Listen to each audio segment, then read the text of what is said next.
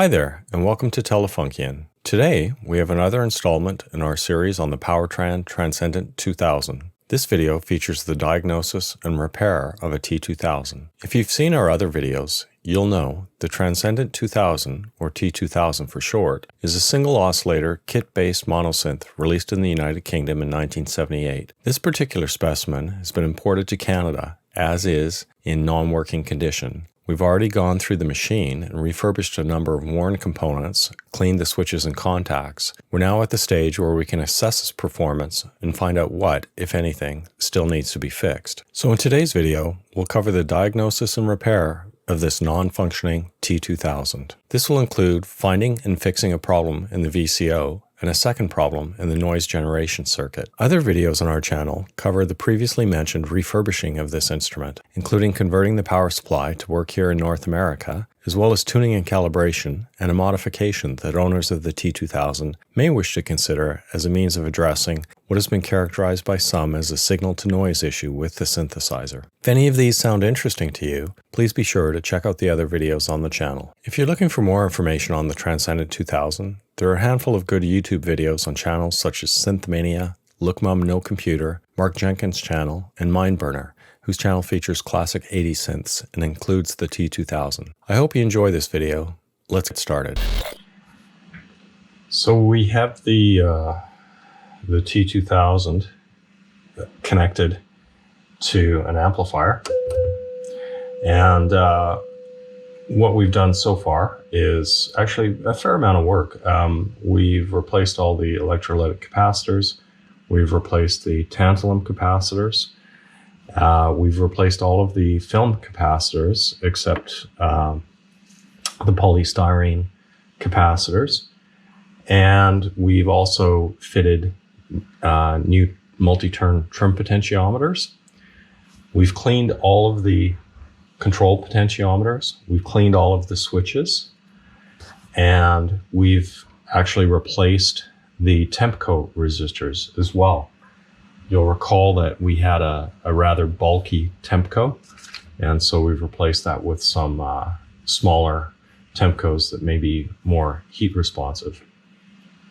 So this is now a good time to evaluate the performance of the instrument and see if it's actually working properly, because when I first unpacked it, it was difficult to tell how it was performing, given that all the controls were so incredibly dirty. You couldn't tell what was going on. So if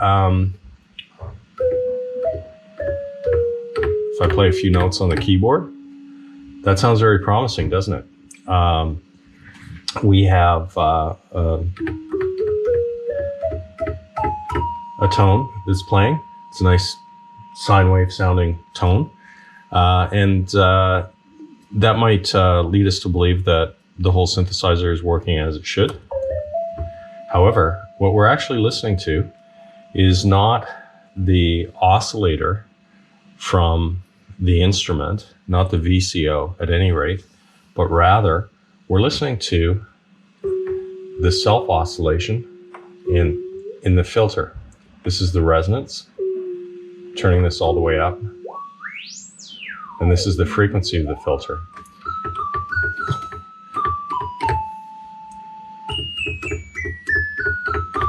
So what does this tell us? It tells us that the filter is working. It tells us that we have ADSR working. The envelope generator is working. And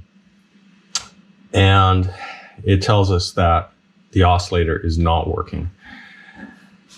It tells us as well that we're able to generate some control voltage, because this is obviously sensitive or responding to the position on the keyboard. When I play different keys, we have a different tone coming from the filter.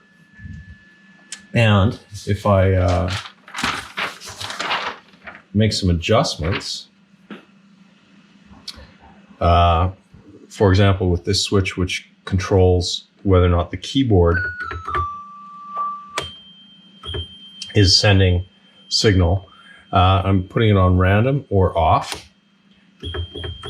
And now we just have the same tone regardless. So we're getting keyboard control voltage generated, and I'll demonstrate that in another way. Here what I can do is use the digital oscilloscope, and I'm connecting to the resistor R13. And if we examine the schematic, R13 is right here. It's where the keyboard resistor array is letting a voltage through to the circuitry that ultimately determines our pitch control voltage. And if we look at our digital oscilloscope, we see if we play the highest note, we have essentially 0 volts. But if we play the lowest note, we have minus 2.5 or so. And as we climb up the keyboard, that voltage increases. And that's exactly what we should expect. So we're able to generate control voltage and prove that. Not surprisingly, given the fact that the filter is responding to this control voltage, if we probe pin 6 of IC6, which is located right here, I'll just put my oscilloscope probe right on the pin there. We see that, again, we have a control voltage generated,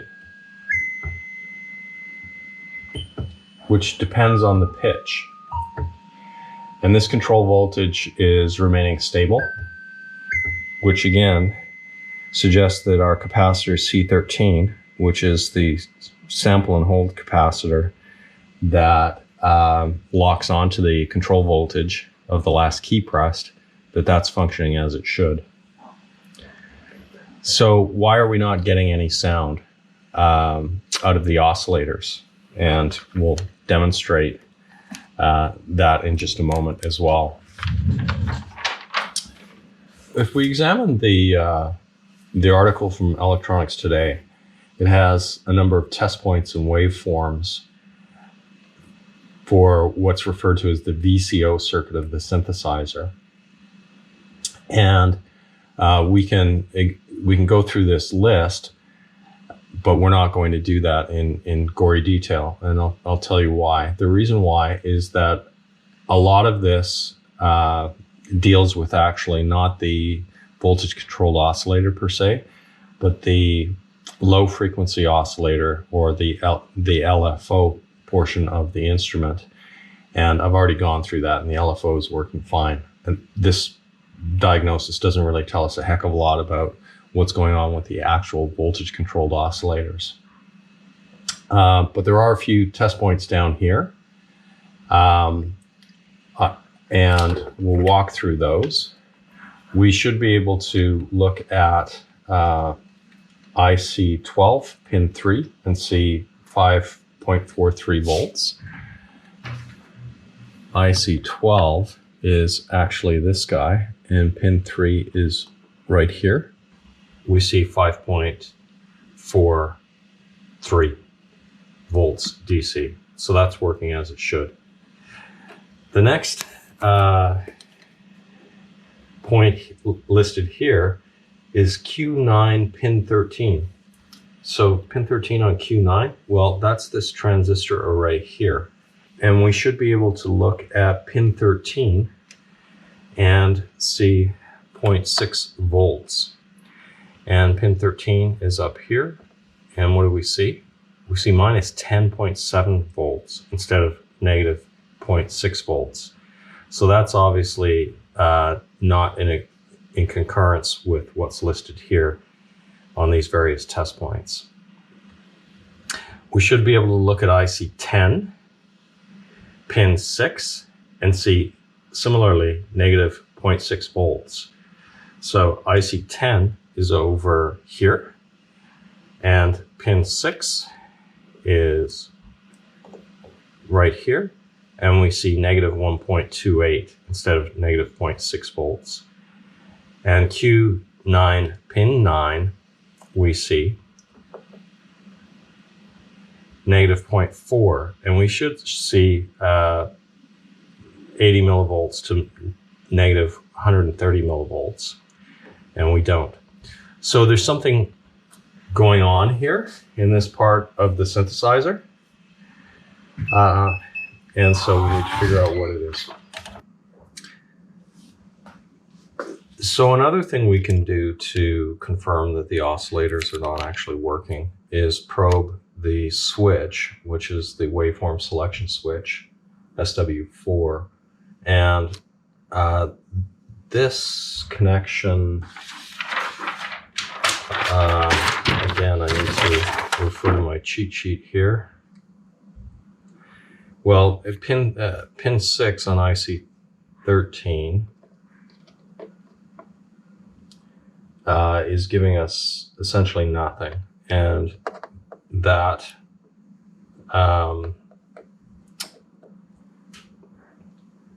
that is connected to this leg of this switch, and that is, I believe it's our triangle waveform, and then the square wave waveform should be coming in on this leg of this switch. And it's clearly not. We don't have anything on the oscilloscope. So we have some problems in this section of the synthesizer, and one of the things that could be an issue would be potentially one of the op amps in the circuitry, or potentially this transistor array. So I've already pulled all the 741s and tested them all, and they're all working fine. And to test them, what I used is this little device, which is an op amp tester that is sold by Synth Chaser.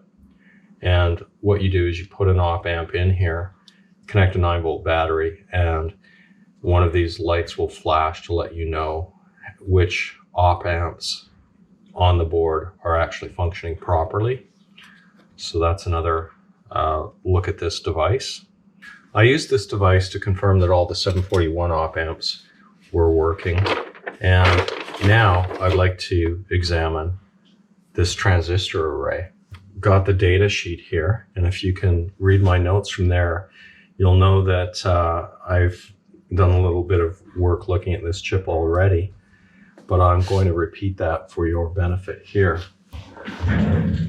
So even though this is an integrated circuit, and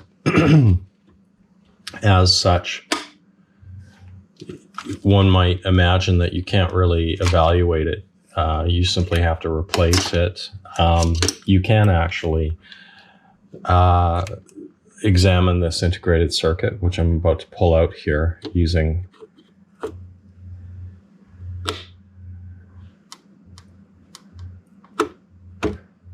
pliers, and I'll put on a wrist strap.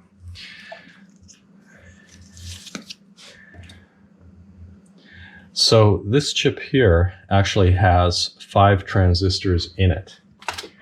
It's comprised of a Darlington pair, 2 transistors, discrete transistors that are attached to one another in the form of a Darlington pair, and then 3 individual transistors.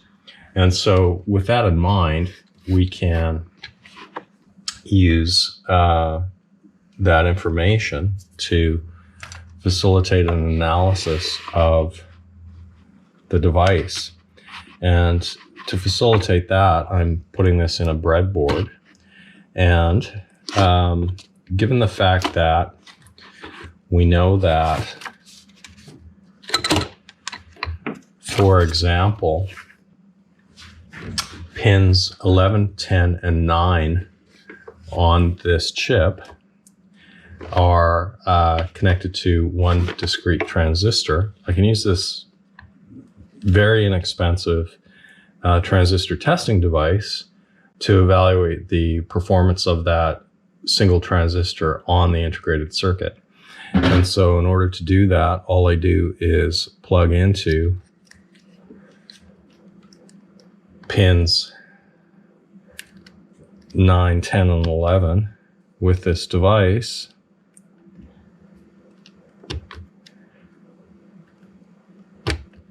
and use it to evaluate the transistor. And it shows as an NPN transistor with an HFE of 207. And the pin configuration matches that of the data sheet of the chip. So that's good news. That suggests to us that there's nothing wrong with this particular section of this integrated circuit. However, if I take this device and I attach it to pins, I guess this would be 14, 13, and 12. And these 3 pins are those that are attached to Q5 on the chip. And I evaluate that, I get a very different result. It comes up testing as a diode in between pins 2 and 3, which is not what we want, obviously. So there's something wrong with this chip. And in order to hopefully prove this to you, what I'm going to do is get out a brand new CA3046 and evaluate that. So this is the guys we're looking for. 2 CA3146 transistor arrays, or 3 rather.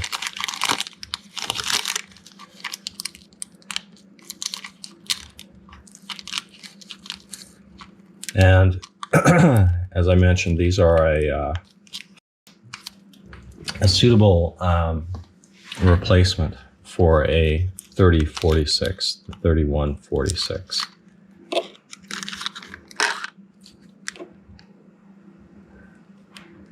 These are bona fide RCA chips.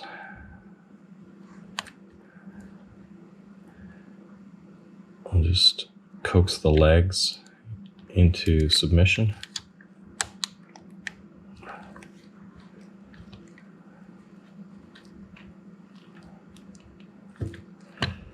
This is a little difficult to do on the keyboard. Okay, so this chip is mounted. And let's evaluate the analogous transistor on pins 14, 13, and 12 of this chip.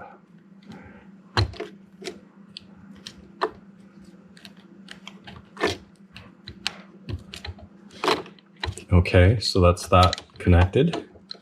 And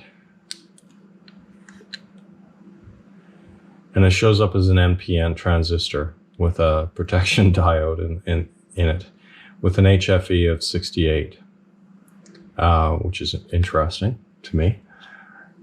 So, given that seems to be functioning, and I'll evaluate another one of these transistors.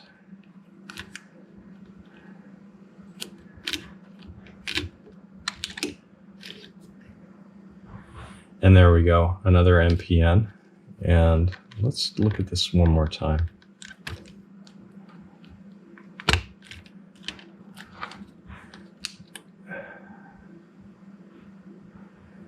Okay.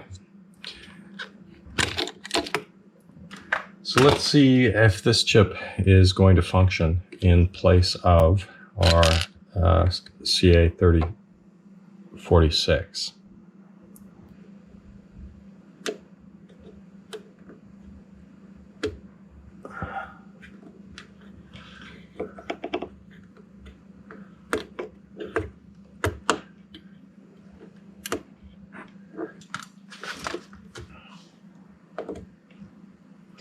And now we have a waveform. We have a square wave and a triangle.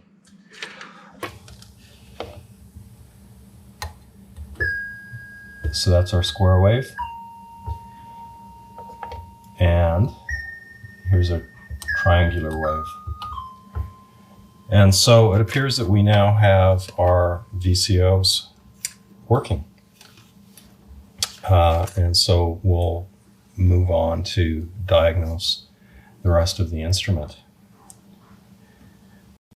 We've replaced the 3046 in the oscillator, and now we have an issue in that although we have sound coming from the synthesizer, we do not have noise. The noise generation is not making it through. If I probe on pin 10 of IC34, and IC34 is a 4030, if I probe here, we can see on the digital oscilloscope we have a noise signal.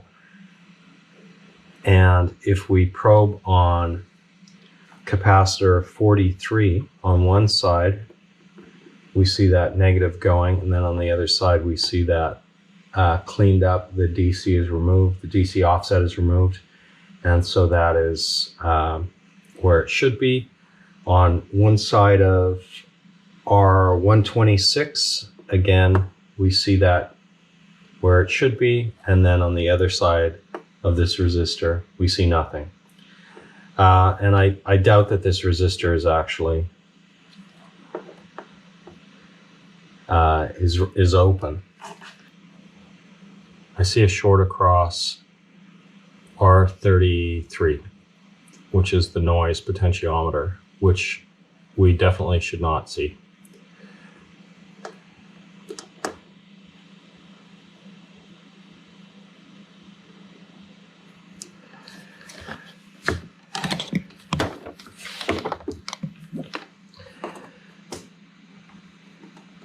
So what would be causing this?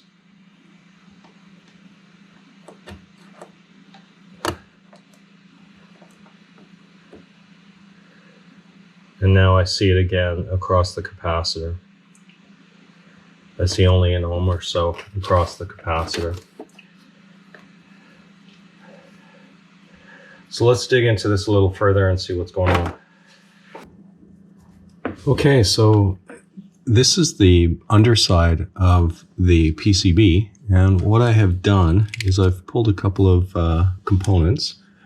I've pulled capacitor C44, which it goes from here to here, and I've pulled one of the resistors, R126, and we can see that I still have a short across here, across this potentiometer. And I'm hoping, I don't actually know that this is the cause of the short, but I'm wondering if you can see what appears to be a small solder bridge right there.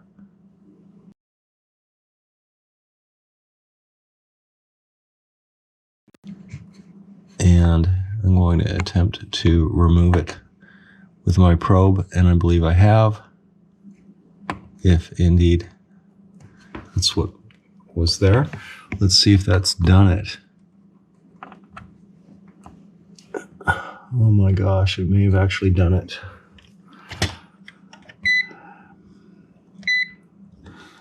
I'm just changing my multimeter setting from conductivity. And now I have 10K across this instead of a short, which is what I should have.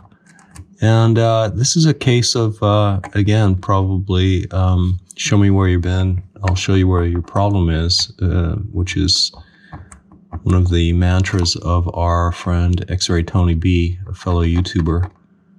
If you haven't seen him, I recommend you check out his channel.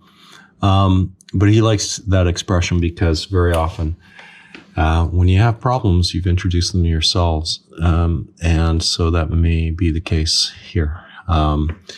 I believe I freshened up the solder around this pot because I didn't like the way it was not, I didn't like the way it was originally soldered in. And I may have introduced a short, but we may have gotten rid of it. So what I'll do is I'll resolder these components in place, and see if we've reconstituted the noise function in the synthesizer. Well, that's all this synthesizer needed to get working again. You can find a full demonstration of the sound of the T2000 in our other videos. For the time being, here's a quick peek at its sonic capabilities. We have, of course, a pulse, square wave. And by changing the shape, we can modulate the duty cycle. So pulse wave modulation.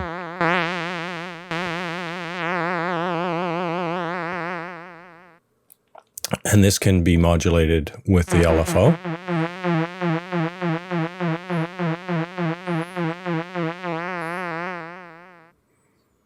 Similarly, the triangular to sawtooth can be modulated with the LFO as well.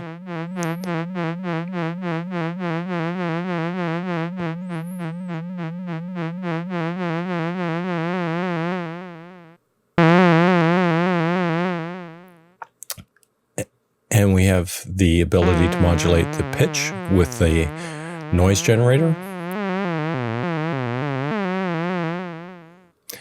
Also, the ADSR envelope will modulate the pitch. And the LFO, either in the triangular configuration, as is this case, or in the square wave. And rather uniquely, I believe, we have the ability to mix these two and modulate the pitch with both the triangular waveform and the square waveform at the same time.